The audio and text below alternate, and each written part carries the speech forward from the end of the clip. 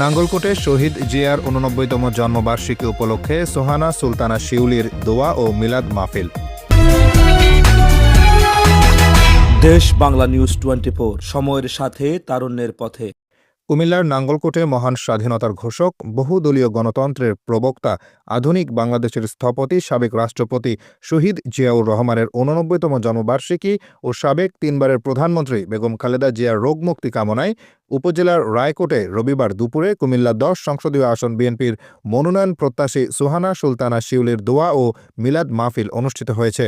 নাঙ্গলকোট উপজেলা বিএনপি প্রতিষ্ঠাতা সাধারণ সম্পাদক আব্দুল মান্নান মোল্লার সভাপতিত্বে প্রধান অতিথির বক্তব্য রাখেন কুমিল্লা দক্ষিণ জেলা বিএনপির সদস্য ও কুমিল্লা ১০ সংসদীয় আসন বিএনপির মনোনয়ন প্রত্যাশী সোহানা সুলতানা শিউলি।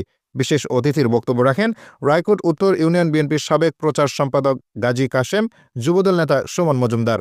দোয়া ও মিলাদ মাহফিলে উপস্থিত ছিলেন সমাজসেবক ও বিএনপি নেতা জামাল উদ্দিন, মাহবুবুল হক, নজির আহমেদ, তাজুল ইসলাম, শহীদুল্লাহ, আবুল কালাম, নুরুল হক ভূঁইয়া, নুরুল হক মুন্সি, মোহাম্মদ আলী, জয়নাল আবেদিন সওদাগর, দেলোয়ার হোসেন, নুরুল আমিন মোল্লা, নুরুন নবী, আবুল কালাম মোল্লা, মাস্টার জামশেদ মজুমদার, হাফেজ হুজাইফা।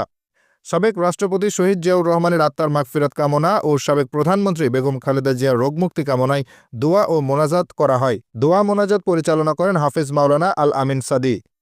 এখন আপনাদের জন্য একটা অনুরোধ আমার, বিশেষ করে এই যে শিউলি উদ্যোগে আজকের যে অনুষ্ঠানটা হয়েছে, আমি অত্যন্ত আনন্দিত এবং আপনারাও তার জন্য দোয়া করবেন। এবং আমাদের মরহুম প্রেসিডেন্ট শহীদ জিয়াউর রহমান,